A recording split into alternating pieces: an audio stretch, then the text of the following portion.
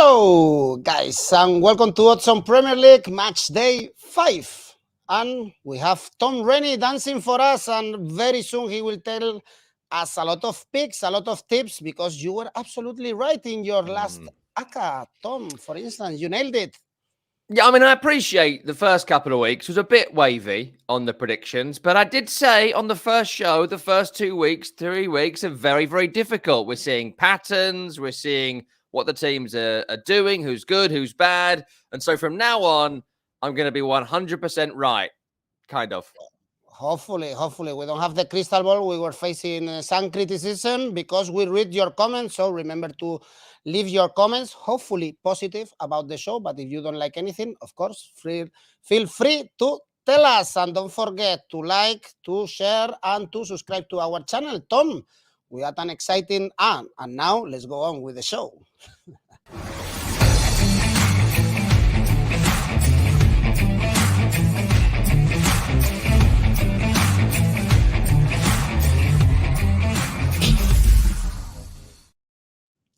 We have to introduce this nice intro. I almost forget. So now, yes, time to analyze all 10 games that we have in this midweek games. Some good ones because the favorites won during the weekend. Some with difficulties like Man City, some easily like Liverpool. So let's start with the games. We have on Tuesday, Crystal Palace, Brentford. This is a good one in London because Crystal Palace, as we said, against Man City, they are very competitive and they are having a very tough calendar in this start of the season. That's why only one victory for Vieira's men, and perhaps now, Tom, is the second victory coming. We were a bit surprised, I guess, about that draw, Brentford-Everton, because we kind of expected Brentford to win. This has been a terrible set of fixtures for Crystal Palace. You know, we're talking about Arsenal and how good they've been at the start of the season, but look who they've played compared to the Eagles at this point. Arsenal on the opening day, then Liverpool, home against Villa, which they won, then a trip to Manchester City where they did not embarrass themselves at all. They just ran into a fired-up monster in the shape of Erling Haaland. So, you know, tough start for Crystal Palace. This is going to be a really interesting game for them because I actually tipped them pre-season to have a good season. I think top 10 finish. I think they can push for the top 7. I think they can qualify for European football because Patrick Vieira has got a brilliant defence. A brilliant defence will get you a long way in this league with Anderson, with Gay, with Joel Ward's recent form, with the quality of Tyrick Mitchell, with the protection they have in front of them as well. So they could have a really good season. The thing is, winning the winnable games at home will be the difference maker. That'll be the key differential for Crystal Palace this season. And as we record, we don't know about Wilfried Zaha. And that changes everything in conversations about Crystal Palace because he started this season so well. First 3 games, he leads the line so well. He plays across the front line so well. He scares the defence so well of the opposition. They often put 2 players on him, leaving space for Jordan Ayew, for Michael Olise, for Eze, whoever is playing with him that day. So at the moment, there are doubts about Crystal Palace and doubts about Wilfried Zaha. For Brentford, you know, it almost feels like they won the Man United game and that's it, they're champions. The drop-off in performance over the last couple of games has been quite startling. The Fulham game, they were outrun and outfought. You don't get that with Brentford. They gave away some soft goals in that game too, but Fulham outworked them at the Cottage. In the Everton game, Brentford were very flat. Should they have won it? Yeah, probably 3 or 4-1, actually. Chance after chance, hitting the post, but they're being profligate in front of goal, which is an issue, even though Ivan Toney is in tremendous form, been involved in goals in all but 1 game this season for Brentford. So you do expect them to score goals. In this game, there's a couple of nice bets here that I quite like. Brentford will create chances. If you go for Ivan Toney to have 3 shots on target on its own, that's 17-1. That feels crazy to me. I found that this morning and I thought, what? That they're going to have plenty of shots here, Brentford. They're going to have 10, 12 shots. On average, that's what they have a game. And Ivan Toney is the man that has those shots. So just 3 shots on target for Ivan Toney, 17-1, is a beautiful, beautiful little bet. In terms of result, I think draw is very nice here at around 3.5. It rises to 4. Draw, both teams score, and Ivan Toney has at least 3 shots on target. That'll bring in some serious money. Don't double them up, but go with 2 separate bets on this game. All right, Gunnar is commenting about Zaha. Actually, he thinks he should pack and leave somewhere else, and he's going for a draw. Actually, for this game, 1-1, for instance. Also, Idris is going for both teams to score. So, kind of agree every one of these on this game. Also, Siporinga is telling us both teams to score for this game. We stay in London, Fulham, Brighton. What a start for Brighton! 10 points is great. 5 goals and 10 points. This is how you should do it if you can't score many goals, because they only conceded 1 so far this season. But now they are going to the Cottage, and Fulham is being very competitive this season, even against Arsenal. Yeah, and they were great at times against Arsenal, but there are some fundamental weaknesses with Fulham, mainly coming from the subs bench. The first team's actually quite strong and quite impressive. You know, Mitrovic has been outstanding, absolutely outstanding, way above anything. You know, even I think positive Fulham fans were thinking of Mitrovic. I know he scored 40-plus goals last year, but the championship is the championship. But the way he bullies Gabriel off the ball, the way he leads the line, the pace of Mitrovic, which I'd never seen before, you know, to get that big old belly moving around the field is not easy, believe me. And he was able to really worry Arsenal's defence, as he has in every single game, plus dead-eyed finishing as well. It is terrific. The issue is, and it happened against Arsenal at the weekend, what happens when one or two players start flagging? Tom Rennie is not a Premier League quality player. So is that going to be a difference maker going forward? I don't think he is. Anyone they bring on from the bench doesn't really improve the team. And we're really in squad game territory now in the Premier League with 5 subs. So that could be an issue for Fulham. They flagged as the game went on. Arsenal got stronger. Their subs, like Eddie Nketiah, made a big difference. And the Gunners went on to win the game. I'd also have concerns about Fulham's defence. I was surprised that they went with Tosin and Tim Ream at Arsenal at the weekend, considering they've signed Issa Diop and they've signed Shane Duffy. If I'm looking at their 4 central defenders, I'm picking Duffy and Diop over Ream and Tosin. It'll be interesting to see what Marco Silva does for this game. As for Brighton, we just mentioned it with Crystal Palace. The defence will get you a long, long way in the Premier League. It really, really will. And how do you score against them? Like, how do you do it? What's the process of scoring against them? Only Man United have done it on the opening day at Old Trafford. You know, Leeds have got a good attack, couldn't get anywhere near them. West Ham were awful in that game, but they've got pretty decent attackers, couldn't get anywhere near them. And it's the same for Newcastle. They stopped Alan Maximan and Miggy Almiron and all these guys that are scoring goals left, right, and centre for Newcastle. They stopped them. Defensively very strong. But how they do it is really interesting. They just keep the ball. They keep the ball. They're so good. They're like a Spanish team. They just keep the ball. Like, number one is keep the football. It isn't attack. It isn't long balls. It isn't, you know, cut and thrust, which is kind of a Premier League way of doing things. It's keep it. Even when they get in the box, it's a bit like, should we keep it? Let's keep it. And then eventually, after about 20 minutes, someone will shoot. It's very, very impressive. So I look for patterns when I'm going to put bets on. I think 2.4, 2.5 is real good for Brighton. So you could just take that on its own. But I would say Brighton are going to win this game. And it's another game without conceding. So Brighton are going to win. Fulham are not going to score.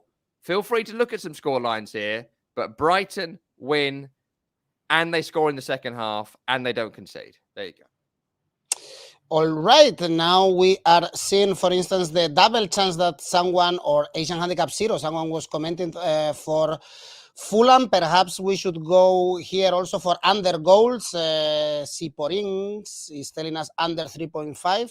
Since Brighton, of course, in their games we don't see many goals. Brighton favorite to win this game. Gunnar is telling us, I strongly suggest not backing Brighton. Oh, well, disagreeing with you, but Brighton, they've had a really, really good start. Talking about Brighton, let's go to the south of England. Southampton, Chelsea in St. Mary's. Not sure if we are brave enough to back Chelsea in this game with odds around 1.6 after suffering and beating Leicester. It's true that they played with 10 men, and after seeing also Man United suffering in St. Mary's, winning 0-1, would you take this kind of low odds for Chelsea playing away? Well, I think they're going to win. So I suppose this whole business is about winning your bets. So I think they're going to win. So if I was pushed to do it, I would do. But 1.5, 1.6 might be 2 by the weekend. By Tuesday, forgive me. I don't I don't know. I don't know if that's a decent enough odds for me to put money on it. Look, let's briefly start on Southampton. They gave Man United a great game. They gave them a great game at the weekend. They more than competed. They more than threatened. But the question about Southampton ongoing will be who's going to score? Who's going to score regularly? And really, what's the system as well? We've had about 9 formations so far from Ralph Hasenhüttl, who hasn't quite settled on what sort of team Southampton are going to be. So I don't have a great deal of confidence in Southampton scoring in this game. I don't have a great deal of confidence in Southampton winning this game. So that's what leads me to Chelsea to win. The Chelsea midfield is interesting here. N'Golo Conte is injured. Conor Gallagher is suspended. And where does that leave us? With a half-fit Kovacic and a can't-run Jorginho. That could be a problem against Southampton if the Saints pack the midfield. Because who's going to play there? They might need to move Loftus-Cheek into a central position where he's not played for a long time. Tuchel doesn't trust him there. So that's really interesting. There's a couple of interesting things here is that Raheem Sterling scored against Leicester at the weekend. And what do we know about Raheem Sterling? His goals come in gluts. So when he has scored, I keep backing him until he doesn't score again. So I expect Raheem Sterling to go on maybe a 3-4-5 game scoring run here for Chelsea. I think he's found his feet. I think they've realised he is a cut above everyone else they have in the front line. And so you can get here Raheem Sterling to score and Chelsea to win as a double. If you want Sterling to score first and Chelsea win, you can get that unbelievably for about 50-1. So that ain't too bad. That isn't too bad if you double it up with a score as well. So Chelsea 2-0, Sterling scores, and that scoreline comes in. It's about 50. Now, it's a bit mad, but what are you going to get with Chelsea at 1.6, 1.7? They're going to win this game. Well, Chelsea is kind of a hit and miss. Gunnar is telling us. I guess we have also to wait a little bit and see what is the market, no, in these 3 days left. But this is going to be for the next weekend. Of course, if they are going to sign more players. Over corners, 2 people actually are telling us. Going for over Idris and Siporings for this game. For corners, Chelsea playing in St. Mary's, Leeds playing against Everton in Elland Road. This is our next game. There is some kind of drama, I guess, already with Everton because only 2 points, only 2 draws against Brentford and Forest, Nottingham Forest. And remember that next game on the weekend is the Merseyside Derby, and they can go to that game with no victories. It's true that all the games were kind of close, but they are not getting enough points, and playing against Leeds in Elland Road won't be easy. Remember, this season they played 2 games at home against Wolves and Chelsea, and both games were victories. Yeah. Look, Leeds played quite well actually at the weekend. We're unlucky not to get a result, but they just lacked that goal-scoring threat they'd shown in games previous. You know, Rodrigo's had some good moments, as we discussed on the last show, but he's not going to get 15, 20 goals in the Premier League. He might have a few moments, but he isn't going to be your goal scorer. They need Patrick Bamford to come back. There's some discussion he might come back for this game, but quite understandably, they're going to treat Patrick Bamford with some serious caution, considering just how injured he has been over the last year or so. So you've got issues there with Leeds United. I think defensively, they are still weak as well. I'm not a big fan of people like Pascal Strauch and Llorente and the people they have at central defence. Basile Meslier still plays like a young goalkeeper. You know, he makes some incredible saves, but makes some mistakes. So there's issues there with Leeds. If you can work up a head of steam, this Leeds team, they'll beat you because they're fitter than you, they're faster than you, they're sharper than you. But if you can slow the game right down, you can force some of their players to think a bit more, you've got every chance of beating them. That's what Brighton did at the weekend. The trouble is, for Everton at least, that Everton are not a very thoughtful team. Like, I don't really know what they do. I still don't know what they do. Are they a possession team? Are they a long ball team? Do they work the channels? Are they 3 at the back? Are they 2 at the back? I know they've played 3 at the back the last couple of weeks, but is that settled? Are they happy with what Conor Cody has brought to the team as a trio? Who plays in central midfield? There's still no Calvert-Lewin, so who plays up front? They're not going to have signed anyone in time to play on Tuesday. So it's a real head spinner, is Everton right now. Will Anthony Gordon still be there? Scored the goal against Brentford the weekend, but the talk is that Chelsea still want to buy him before Thursday's deadline. So will he play again a couple of days later? I do not know. So one thing I'd be confident to bet on here is that Everton do not score. So I wouldn't go anywhere near Everton scoring a goal. 3.5 away for a team like Everton, a club like Everton, is usually quite appealing, but I wouldn't touch it. So I'd look here for a double chance of a Leeds win or a draw, but I'd be more confident of a Leeds win and Everton do not score. Idris, is going to be another win for Leeds, or Gunnar is actually completely disagreeing with you in every single game. Mark my words. Everton are going to win this one. By the way, Tom, what can happen if this is another defeat for Everton? Then they have Liverpool. Do you think Frank Lampard can stay really much longer on the bench if this week goes wrong? I just think there won't be any significant sackings in the Premier League until the World Cup. Because, we normally have a little spate of them around October, maybe November. There's usually international breaks there where sacking windows happen. I think the World Cup is so nice this year for clubs who might panic because you get to 16 games, 17 games. So much season left, so much to be decided, and a massive 7-week break. And not every player is going to make the World Cup final. So some of your players are going to be well rested going into January, which has not happened in the history of English football. So I don't think so. I don't think it's been that much of a disaster. I don't think Everton have lofty ambitions this season. So I think they're looking at maybe a 12th to 15th place finish, and they already know that in advance. So no, but this is football. Okay, then on Wednesday, more games. We have Arsenal-Aston Villa. Perhaps this is another victory for Arsenal, going for the 5th straight victory. It's true that they are having an easy run of fixtures, but you have to win all the games. And the next one is Man United. So we have a big clash on the weekend before. They have to beat Aston Villa. We know that they are not great, Tom. They even lost to West Ham. I know. That's how bad they are. That's how bad they are at the moment. They found a way to lose to West Ham. Look, Arsenal are going to win this game. Okay? Let's not be too fancy about it. Arsenal are going to win this game. They're playing really, really well. Forget the goal they conceded against Fulham. I think that was down to Mitrovic's just individual brilliance right now. They were the better team in the game for the entirety of the game. They controlled the game. I wonder if Zinchenko is going to return for this game. That could be important if he does come back in, because with Kieran Tierney, previously, he seemed undroppable at Arsenal. And now I think he has no business in the first team if Zinchenko is there to replace him. He's not as good a footballer as Alexander Zinchenko. No Partey as well. Look, Elneny's all right. Good backup, don't get me wrong, but he's not as good as Thomas Partey. If you've got those two players for a run instead of the ones they're replacing, there could be some long-term issues. But Arsenal at the moment can change the game from the bench with Eddie Nketiah, who looks really lively at the moment when he comes on. He seems to be settling into his life as chief substitute. Defensively, reasonably strong. The goalkeeper's really good.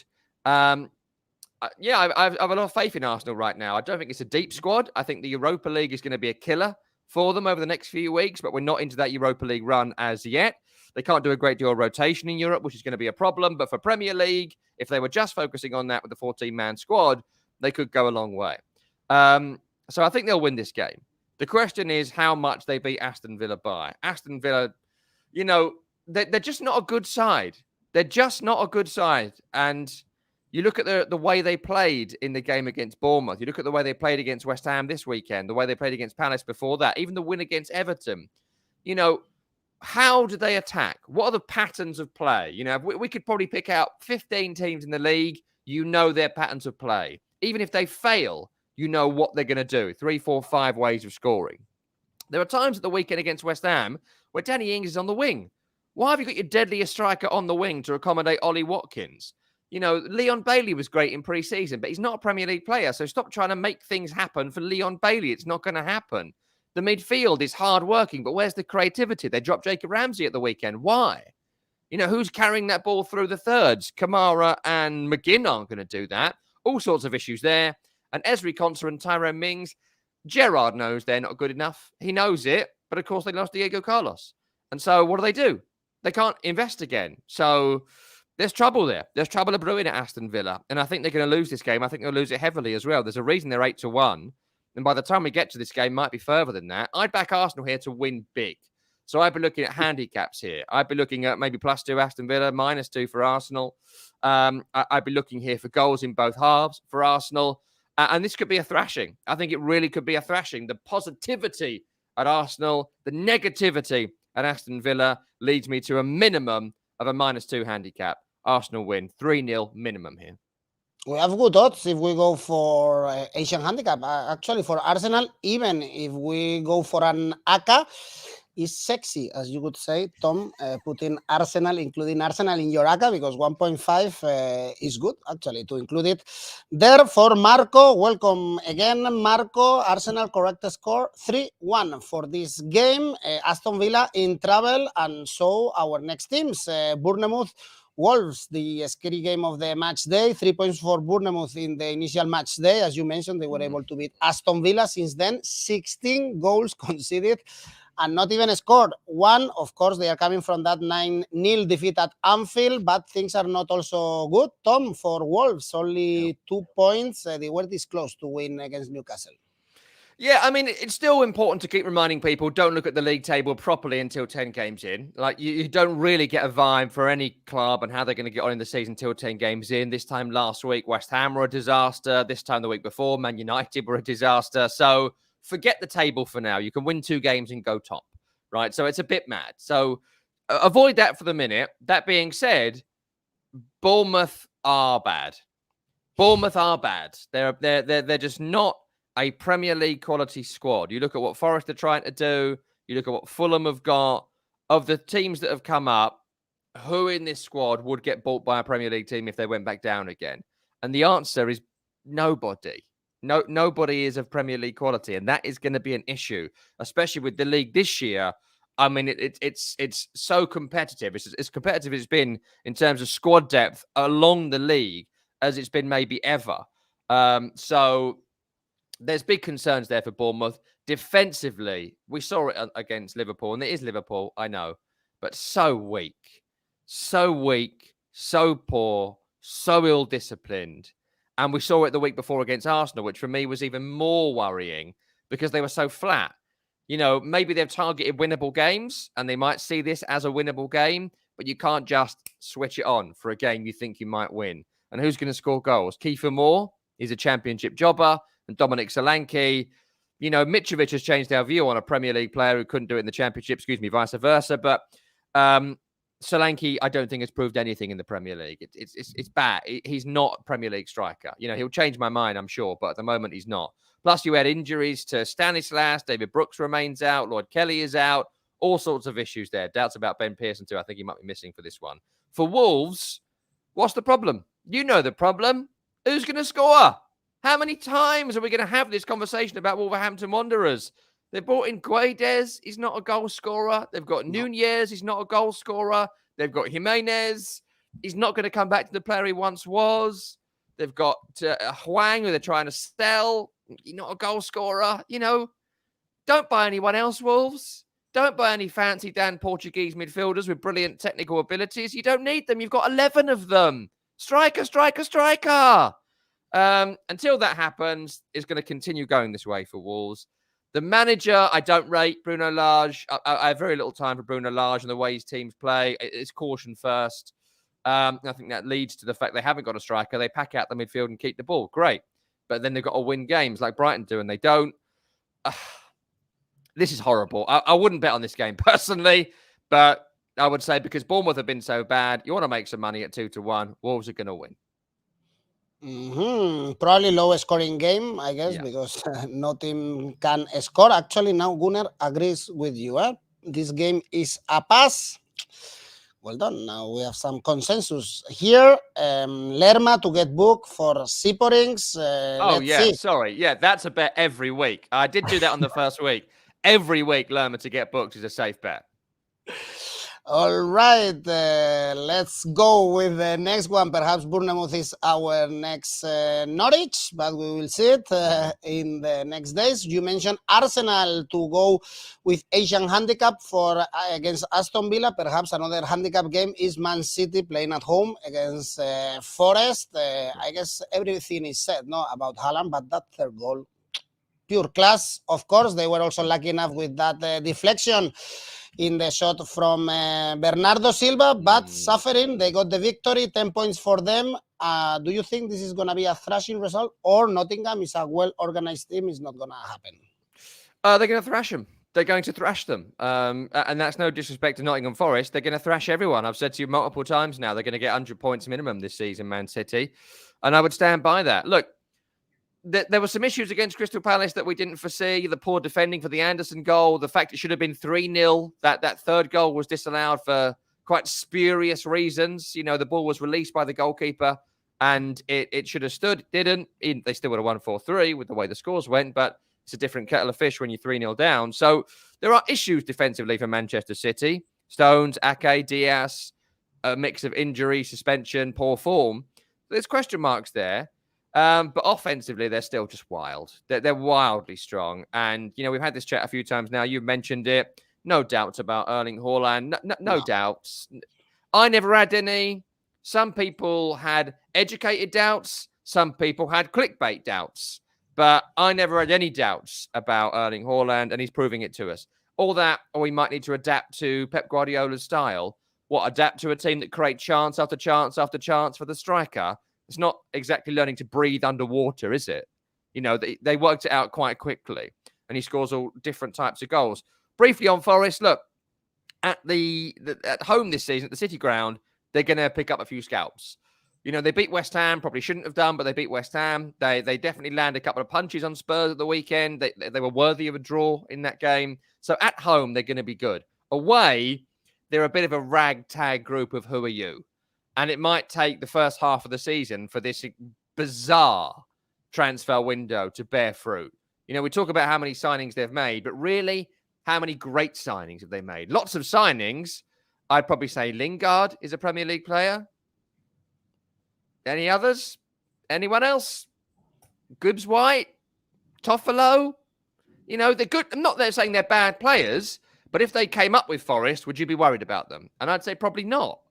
Awoniyi, he's all right. They're okay, but they've still got Steve Cook at centre-half. Maybe Henderson and Lingard, I'd say, of the new signings, you'd be worried about. Beyond that, they built a good lower half Premier League of the Premier League squad. So in this game, I think City do what they do. Will they score in the first 10 minutes? Yes.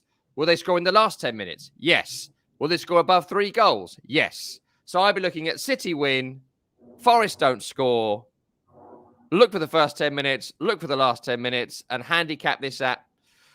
I'd be adventurous here. I would go -3. I'd say -3, at least 4-0. It's very hard to find good odds because even Asian Handicap -3, we have odds around 2.0. Only City to win 2-0. Some others are also telling us this. For Carl, this is a 4-0. Well, goals and goals. I was also... It was funny, no? The way Pep Guardiola greeted Haaland when he came out of the pitch. It looks like Haaland didn't want to hug our love Pep Guardiola. Yes. What is happening?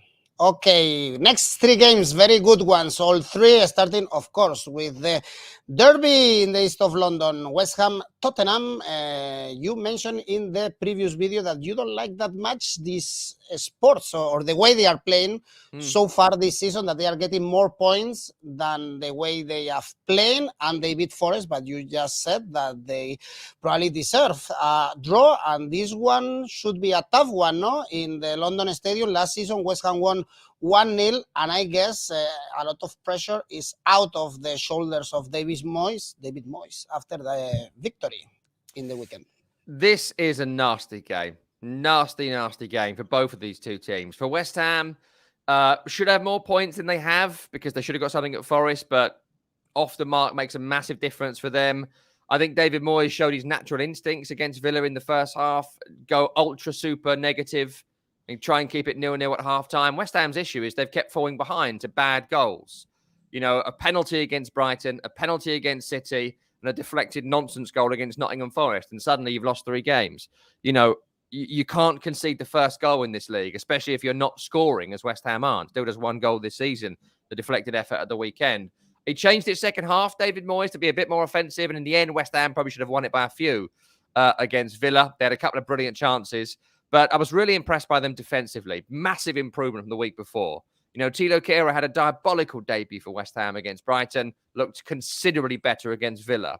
Kurt Zouma looked massively out of shape against Brighton, considerably better against Villa.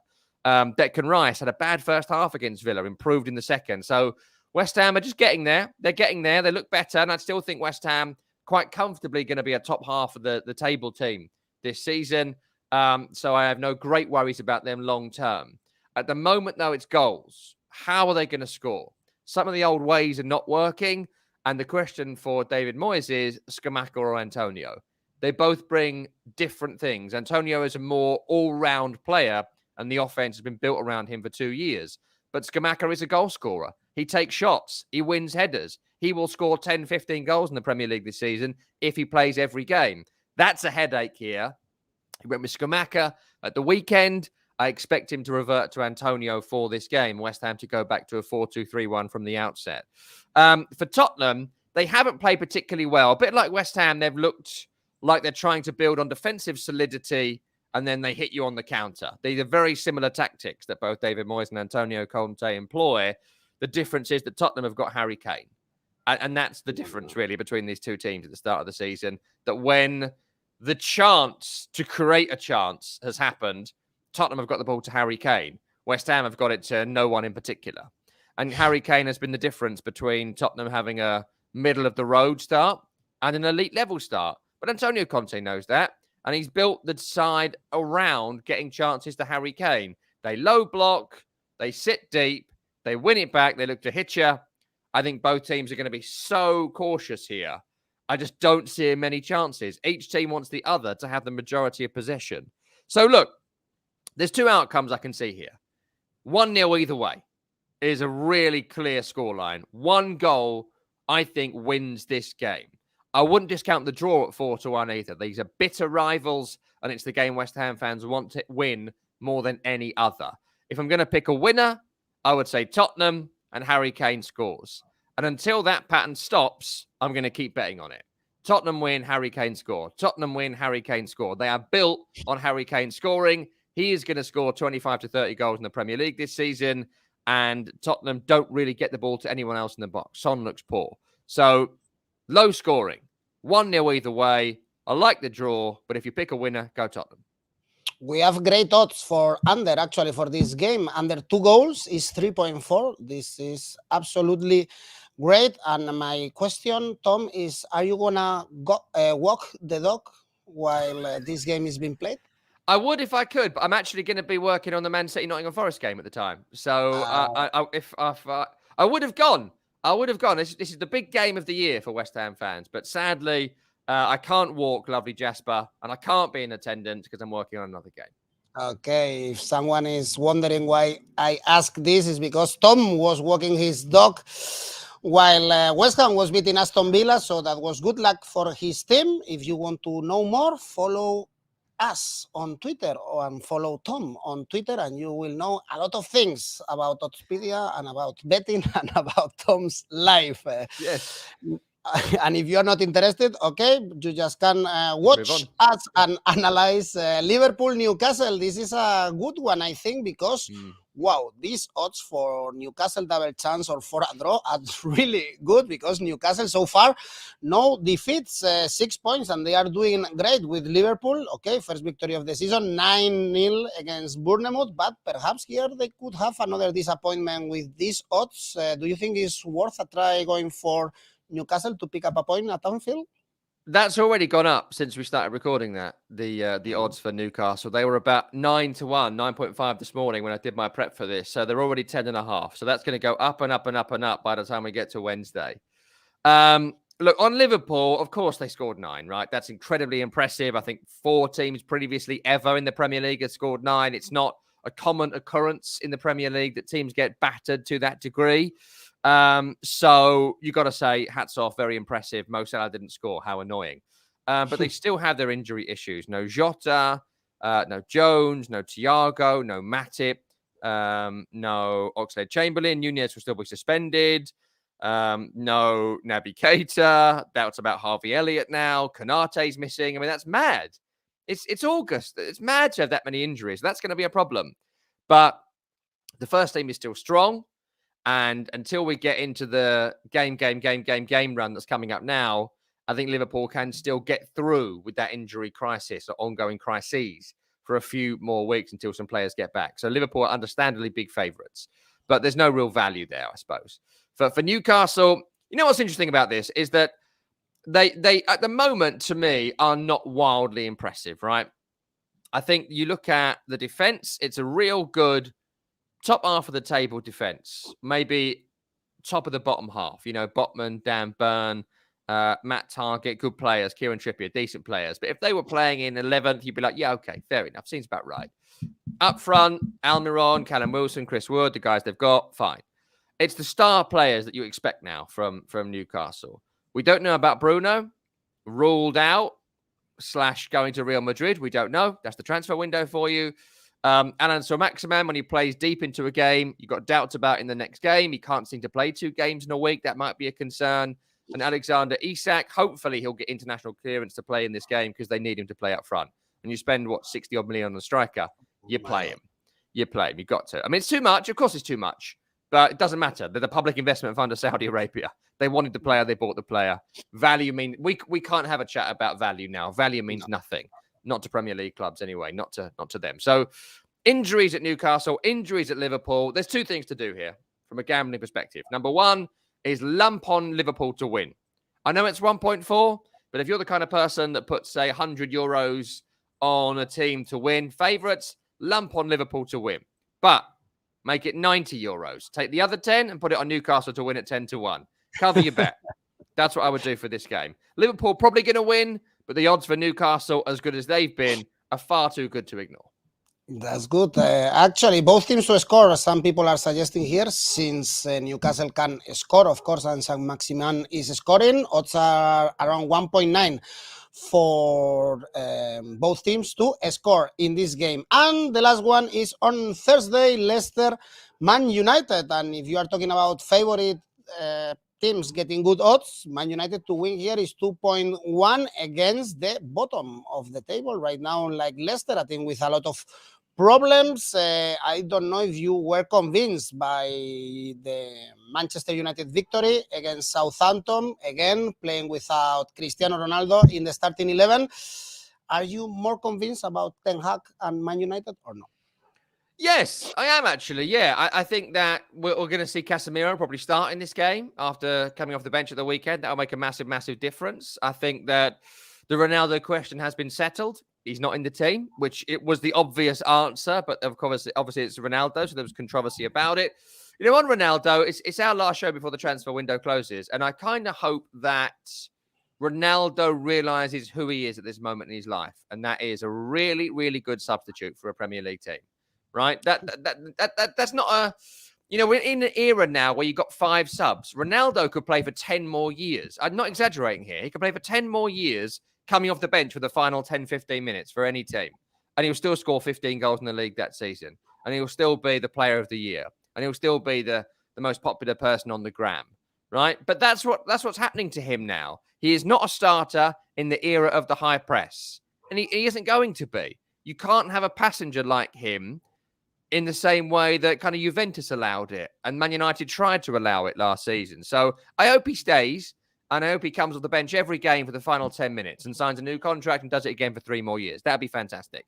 I'm not sure it'll happen, but I think he even showed against Southampton the weekend. Coming on the final 10-15, he could be devastating for United this season, and I hope he wants to do that. But they were good defensively, right? They made a good decision. Varane, Martinez, there's your centre-halves. No further questions. You know, Malacia's your left back. No further questions, right?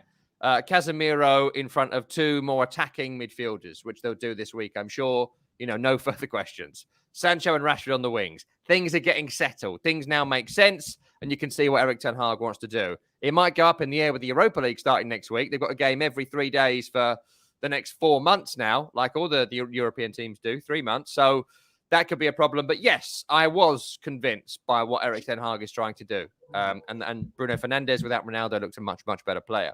For Leicester, it continues to be bleak. It continues to be bleak. I mean, you couldn't beat a 10-man Chelsea with an hour That's concerning. Didn't create enough chances against 10-man Chelsea. A weak defence and a poor midfield and a man less. And they still contrived to lose at the weekend. Harvey Barnes is a bright spot. Got to be scoring 10, 12 goals this season, a man of his quality. But for whatever reason, doesn't quite deliver on a regular basis. Did at the weekend. Jamie Vardy not scoring. Are we seeing the decline of Jamie Vardy? Maybe. We wondered when it was going to come. We might be in that stage now. And defensively, still no Fofana. Not going to play. Gone on strike to go to Chelsea. All issues there. So just the depression around Leicester makes me not want to bet on them. Like, you sometimes get a feel for a club and things are kind of going in the wrong direction. Brendan Rodgers seems like it's all going against him. Things in games all go against them. I wouldn't touch Leicester here with a barge pole. And Man United at 2-1 is quite nice. So I'd look at Man United to win. Low scoring game here. Go under here. Look for the unders. But Man United win without conceding. And I'd even go under 1.5, which means 1-0 Manchester United. Leicester is the only team in the Premier League with all the games, both teams to score, by the way, all 4 games. So both teams to score. We can check that in the page of the Premier League in Oddspedia. And Man United 2.10. Someone was asking about the market. United ready to pay 100 million for a winger from Ajax. They are getting crazy in this market. If Isak for 60 million is crazy, that one is even crazier. Let's see what happens with Cristiano Ronaldo also at the end of this market. But until then, Tom, let's play some bets. And still, we have to know your safe bet and ACCA for this midweek games. Let's start with your safe bet. So my safe bet for the midweek games, no surprise, Manchester City to win. There's no money in Manchester City, so make it by 2.5 goals. That's 3-0, that's 4-0, or above. That's what's going to happen. Remember that Tom made a very sexy ACCA last weekend, betting on favorites and over 2.5 goals. Everything came in. So, Tom, let's try another one. Yeah, the favourites are coming to the fore now. I'm not making this too sexy. This is more first date territory. Chelsea are going to win at Southampton. That's a bit risky, but I do quite fancy it. Man City are going to win, obviously. Plus Arsenal are going to beat Aston Villa. So it's only a 3-1-er. But look, I'm about winning money, not making fancy, extravagant bets about corners. Wow, this is a message for Álvaro Romeo, perhaps? For everybody who wants to make some money. Come with me if you want to make some money. Go with them if you want to get your calculator out. Thank you, Tom. Thanks, everyone, of course, for watching us analyzing the Premier League. We will be back on Thursday because there are more games in the weekend. You are not going to get bored without football until the World Cup. Thanks, everyone, for the messages, and goodbye. Bye-bye.